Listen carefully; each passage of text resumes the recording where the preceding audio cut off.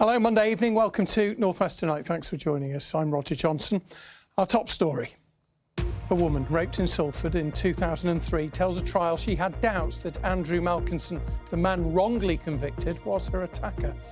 He spent 17 years in jail. Paul Quinn, who is now accused, denies he did it. Also tonight, Wigan's antisocial menace. Businesses say they're being blighted by a marauding gang of up to 50 youths. How an old Nissan Micra from Lancashire ended up in an exhibition of Banksy replica art in Manchester. We're at Blackpool versus Wigan, the League One All North West encounter at the weekend. Join us for more on that and the rest of the day's sports later in the programme. And the first week of meteorological spring certainly delivered. How's the second week looking? Join me at the end of the programme. I'll have the full forecast.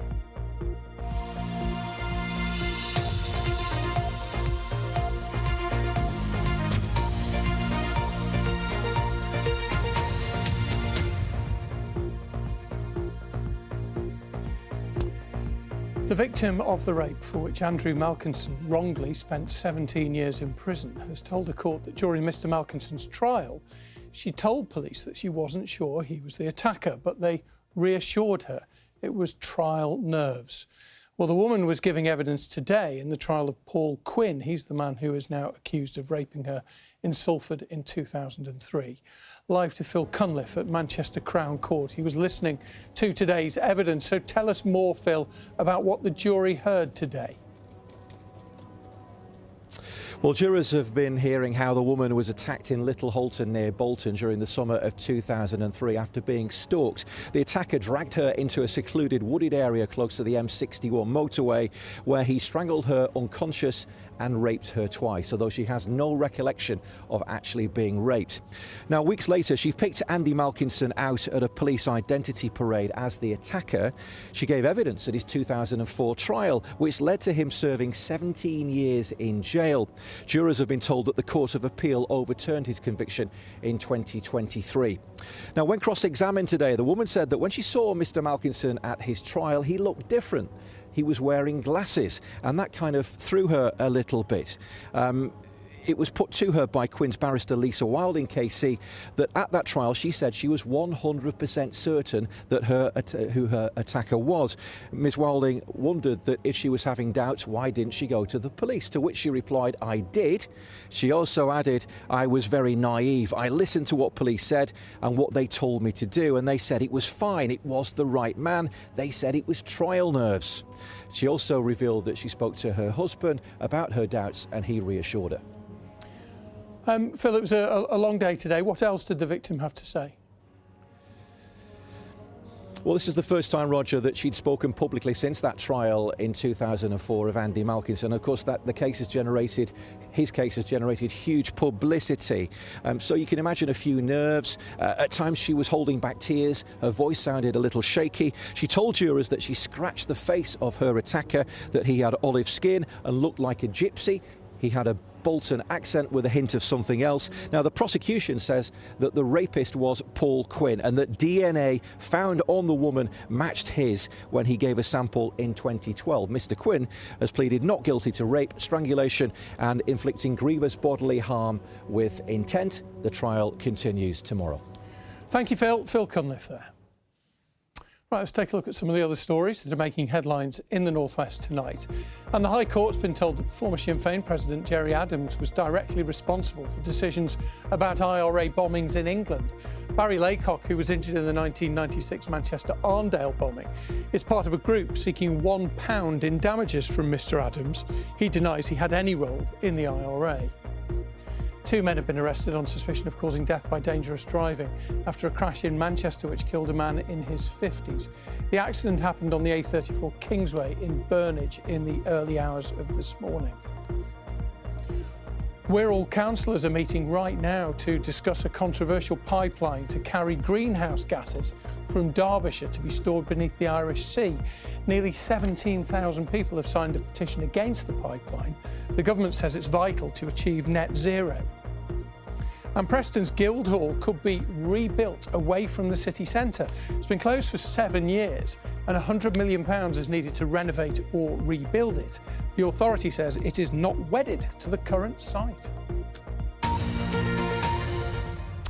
Now, business owners in Wigan say that their lives are being blighted by a group of teenagers engaging in vandalism, fighting and racial abuse. Police say that up to 50 local youths have been responsible, some of them as young as 12. Anna Jameson has this report. It's the end of a school day, but here, at this phone and vape shop in Wigan, it's just the beginning of the daily torment. They will be distracting you, they will be going inside the counter, trying to mess up with the computers, or they will go behind the counters, oh, can I have this, can I have that, banging the mirrors outside, coming inside the shop, 6 or 7 people, kicking the doors, kicking the back shutters. They do abuse, which is like really, really bad for us. The shop is right next to the bus station. Watch as this passerby simply takes a phone. Have you reported this to the police? Yes, we have, but they have instructed us like not to do anything with them, only ring 999. But till they comes, obviously I understand they have more important things to deal with. And on the other side of the bus station, here on Jackson's Court, it's no better.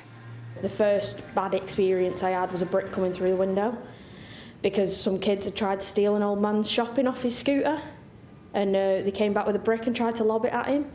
You can't not say anything, but if you do say something, it gets worse, and it's a double-edged sword, and you literally cannot do anything about it. Greater Manchester Police have issued 2 dispersal orders in this area in the last 6 months. Anyone who breaks it could be fined £2,500 in that 48-hour period. Now, the police say it's not something they do lightly, as it infringes on human rights, but they have to consider the human rights of people here affected. They do work for the 48 hours they have it in place, but then the minute that 48 hours is up, they're back. 5 minutes away at the Grand Arcade precinct, the security team are trying to help. If they're leaving a shopping centre going towards a particular business, we'll either help that business if they're close by, or we'll alert them via a radio system saying, a gang of people are on the way to you, watch yourselves. How do you feel when you hear that small businesses are being targeted? I've started off in a small business myself. My father had a small business as well, so I've been there. I know what it's like in a small shop, and how vulnerable you might feel as well working on your own. Police have told BBC Radio Manchester that it's working with nearby schools and colleges, which has resulted in suspensions. I prefer close my door at 5 o'clock because there's so many problems. Vitali only opened this sweet shop a week ago. He's now considering closing. At that moment, I'm not sure if I will carry on for longer, but I still hope this will improve situation. But for many traders here, patience is running out. And they say something needs to change before more damage is done to its town centre. Anna Jameson, BBC North West Tonight in Wigan. Our email is nwt@bbc.co.uk. As you know, as always, your comments and experiences, similar or different, are always welcome. Here are some of the other stories that people are reading this evening. On the BBC News website, a man who was stopped for antisocial driving in Burnley has been sent back to prison. It turns out he was wanted in Hungary for human trafficking. Scientists at the University of Liverpool have been brought in to make a high-tech digital recreation of a man's face. He's still unidentified after being badly decomposed in a remote reservoir. He was found there 18 months ago. And the Isle of Man Darts Festival celebrated its 40th anniversary over the weekend. Hundreds of players came to Douglas from across the UK and Europe. You can find out more, bbc.co.uk/local news, or have a look on the BBC News app. Military veterans often talk about how it can be difficult to adjust to civilian life after leaving the forces. Spending time, of course, with other vets can help. And that's why one former Royal Marine from Manchester has started a business to employ as many ex-service men and women as he can. But, as Phil McCann has been finding out, he gets a few odd requests as well. Moving house is always a military operation, but that's especially the case if you've got Kenny and Carl on the job. Every day's different. I like the challenges that we come across, and being ex-military as well. I like working in close teams. Day to day, it's not often veterans or with other veterans, and there's that sense of brotherhood and I suppose camaraderie and familyness that you miss when you leave the military. Kenny was in the Royal Marines for 15 years. He served here in Afghanistan. Carl was in the Mercian Regiment for 8 years, which included a tour of Iraq here. They and a group of other veterans all work for Soldiers on the Move, which was set up by Danny, also a former Marine. This is him as an 18-year-old in Afghanistan. Our headquarters, if you like, we sort of moved in here 2 years ago for our own storage facilities. So we've got... From their base here in Withington in Manchester, they don't only employ veterans, but they do make a special effort to reach out to them. Naturally, veterans like working with other veterans. Obviously, they come from a similar background and the shared hardship. It's easier to chat to people that have been in situations that I suppose civilians have not been in. It's easier to just get things off your chest when you know someone's been in that position themselves. If lads are having a bad day, then we can bring it back round with a bit of banter, and yeah, because you work so closely together every day, you know each other really well as well. But for Kenny and Carl, this is about more than having an income and like-minded friends to banter with. Obviously, we're in a time now where, unfortunately, there's a lot of people finding it hard, and to the point where they're taking their own lives. And myself and Danny, we both know a handful of people who've done that over the last few years.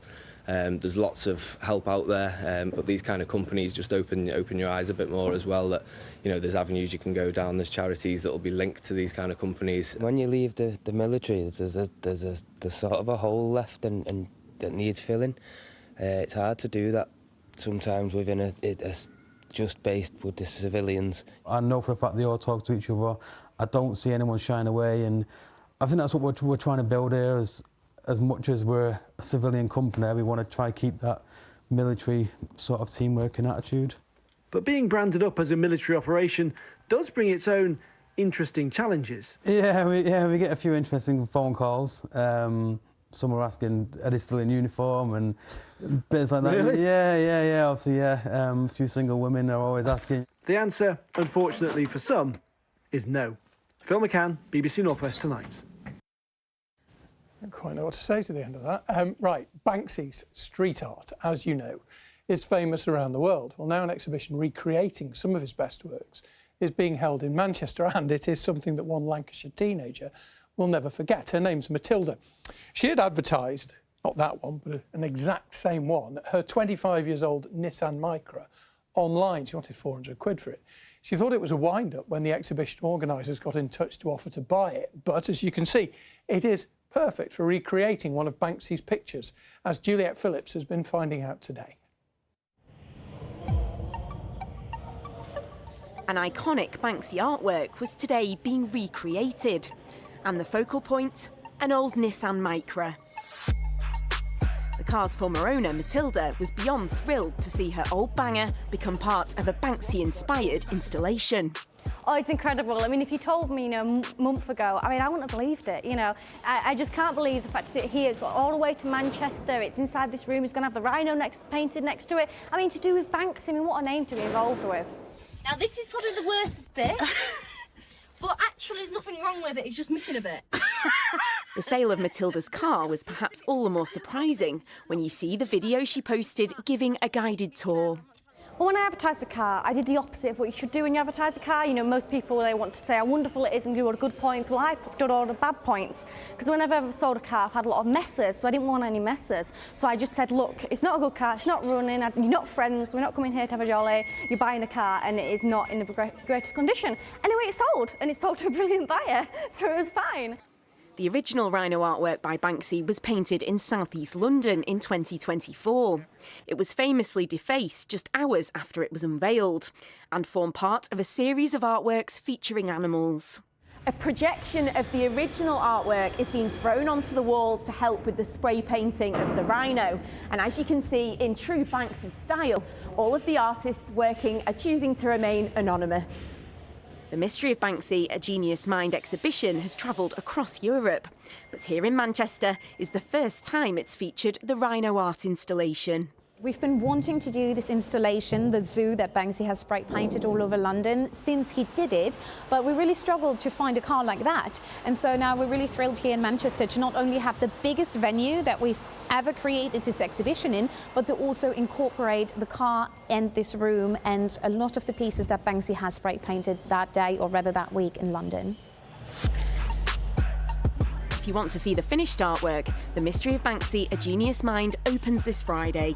Juliet Phillips, BBC North West Tonight, Manchester. Nice little runner, one careful owner, a few dents on the roof, maybe.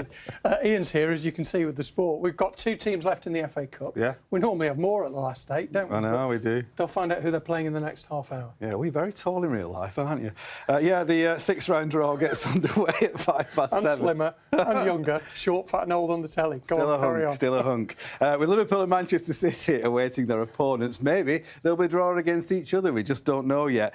Here's a reminder of how they made it through. Liverpool eased past Wolves on Friday night, with Curtis Jones rounding off a 3-1 win. Meanwhile, Omar Mamouche scored twice as Manchester City came from behind to beat Newcastle 3-1 on Saturday. Well, the FA Cup meant no Premier League at the weekend, but there was a full EFL programme. One of the standout fixtures came at Bloomfield Road, as Blackpool hosted Wigan Athletic. Now, this was a Premier League fixture as recently as 2011, but Saturday's game came with both sides teetering just above the League One relegation zone. Blackpool and Wigan Athletic are having a difficult time in League One. In charge of the Seasiders, former defender Ian Evatt, who arrived 13 games into the season, tasked with getting the side up the table. One of his former Premier League teammates reckons he can. And it is hard. I've played in relegation battles. Something goes against you and you can see the body. It's like getting a body blow off Mike Tyson, you know, at times. But you've got to try and find that. And he's as frustrated as anyone. I'm still confident that the squad we have and the lads getting back fit, that, you know, we can especially, you know, win our own games and hopefully be safe for next season. Think of the job Ian Evatt's done, obviously a legend here since he's come back. Yeah, so we've been proud at the start, but sadly we've had a dip, haven't we, in the middle, so hoping we're on the up today. Are you staying up, you think? Yeah, definitely. Well, hoping we're going to start getting better, get together, play well as a team. Blackpool supporters always live in hope. We all live in hope. We do that, yeah. And a prayer. Former Wigan captain Gary Caldwell had won 2 out of 3 games in this, his second spell in charge. First time round, he led the club to League One promotion in 2016. Regardless of today's result, are Wigan staying up this season? I think so. New manager, we've done well so far under him. I think we will stay up. I'm really impressed with the appointment of Gary Caldwell and his team. You know, a lot of fans really like him, so I think it's the best appointment for us, really. Very noisy around here. Very noisy, yeah. It's a great. We love this fixture. It's a 6-pointer, really, when we look at the position and where we are. But can I say, at this point, he's probably the best chips and curry I've ever had in my life. You just spat off it over my coat. Save it for later.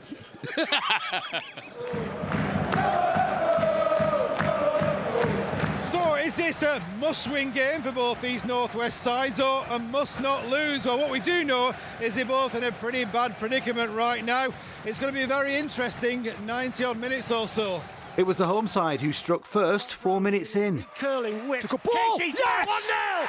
Ollie Casey's first goal of the season. But 6 minutes before half-time, Wigan were level. Shot from Moxon! Rifles into the bottom corner from 20 yards! In the second half, Latics almost went in front through Joe Taylor and also came close through Callum Wright, while Jordan Brown had this effort on target for Blackpool, but it finished 1-1. It was always going to be a really nervy game, especially where both clubs are at the moment, and it being a derby. They're usually frantic, chaotic, and it was that. I mean, it's hard. No one wants to be where we are right now, but I inherited this team the end of October, bottom of the league. You know, we're currently out of it, and we've still got work to do to steer clear of it. The supporters are going to get frustrated, and I carry their frustration as well, but it's my job to make sure we have enough points come the end of the season to make sure we're away from that bottom 4. I think it's 7 points from 12 since you returned as Wigan manager. How do you assess today's game? Yeah, we knew it was going to be a really tough game. It was going to be a big atmosphere with a full away backing us and obviously a big home crowd as well. We got off to the worst start we possibly could, conceding a really poor goal, and after that I thought our reaction was excellent. I thought we were the better team, so yeah, really pleased with the point. It was always going to be a difficult game, and we look to 2 home games now to try and get some wins under our belt again. Both sides are now 2 points above the relegation zone. And I'll go on record with this right now, both of those sides will stay up. Among the other clubs with lots to play for, Blackburn Rovers are 4 points clear of the Championship relegation zone after Hayden Carter's injury time goal earned a draw with Portsmouth.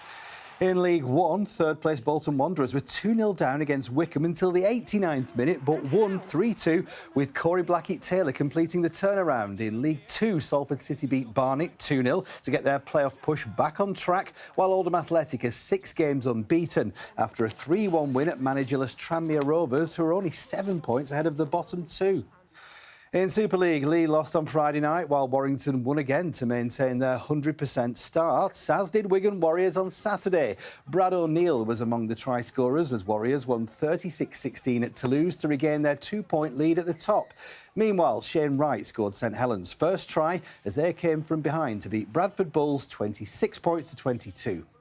Well, this weekend, Super League makes way for the Challenge Cup. Now, as mentioned, things are going well for Warrington Wolves and also for Wolves fan Luke Littler. He's won again, surprise, surprise. This time it was a second straight UK Open title after he beat James Wade 11-7 in the final at Minehead. And that's the sport. We spoke about Blackpool before. You're massive in Blackpool, Roger. There are loads of people watch North West tonight. It'd be like Harry Styles there if you went. Listen, Blackpool and Wigan fans are cursing you for saying they'll both stay up. It's a kiss of death. They will. Well, I hope they do. Ian, thank you as always. Molly will be here with the weather in just a minute. But first, over the next couple of weeks, we're going to meet a group of creative people whose innovations have changed lives. Tonight, it's Joanne from Wigan. She created a harness to help keep her son Harry, who has autism, safe. Harry's got no sense of danger, and after Joanne struggled to find existing products to help her, she designed her own, as Isabel Fry reports. In a factory working hard, the Harry harness being manufactured, sewn and packaged out to people across the country. But it all started in a home in Wigan. He doesn't foresee danger, he doesn't understand danger. It was hard, it was really, really hard to be able to get out and about safely with Harry and have any sort of enjoyment when you were out and about. It was always about necessity rather than wanting to go out. Before the Harry harness, what were you doing to try and keep Harry safe? We were offered a wheelchair, which I found heartbreaking, to be honest with you. Other types of harness, but they just weren't appropriate. So I went about creating my own little device, sort of cobbled together with climbing harnesses, dog leads, you name it, that's what I did. And in principle, it did work. After posting on her TikTok page, the wider need for the harnesses became apparent. People were saying, this is brilliant, we need this. What about making it for other people? I'm thinking, I don't know how am I going to do that? You know, it's... Anyway, a friend of mine, I was out with her one night and she said to me, look, my brothers have a manufacturing company in Wigan. They'd knock one up for you. And they knocked up a harness. It was the ugliest thing you have ever seen in all your life. It was terrible, but the principle of it worked. And now the harness she built for her own son is helping families far beyond Wigan. I couldn't do things that people can do unless I had somebody with me. So I couldn't go to do the food shopping. It really has changed our lives. I think she's got more opportunities now to go out into the community, to explore, to do things that she couldn't do before. It means we can go out together as a family and have a nice time. It does just make every day a little bit easier, which is massive when you've got a disabled child. I got to the point where we were practically getting reclusive. We didn't do any hobbies. We didn't really go on many walks. We now have a hobby. I get to take him boating. He can't just run into the water. He can't just run off and leave the premises. And it's been giving me better health, better mental and physical health. I'm so passionate about it, and I think because it came from a place of something that we needed to do, and I needed to do it for Harry because I needed to make sure that his life is as full as possible. We couldn't leave these four walls, and what kind of life is that for him? To know that other families are experiencing the things that we're experiencing now is just the best reward. A project born out of necessity, now reaching families she never expected to help. Isabel Fry, BBC North West Tonight, Wigan. The Harry harness, isn't that clever? Well done, Joanne, that really is impressive. Tomorrow, we'll meet a teenager who has designed glasses which will help people who have dyslexia to read. It's a really, really good series. Right, let's have a look at the weather. Is the weather just as good? We've got a new place on the map, though, Molly, haven't we? We do, and I am determined to remember Don't forget, this week. Best believe I will remember. OK, so let's take a look at your photos from today. First, it's very misty and murky to start in Darwin, and it was a bit like this over the weekend as well. We are going to lose that kind of weather as we head into the next few days. And it was largely very grey, very little brightness today and quite damp out there. This was how it looked in Arnside. Thank you very much for your photos. If you'd like to send your own in, you can do. Send them on social media. Now, this week, quite changeable weather.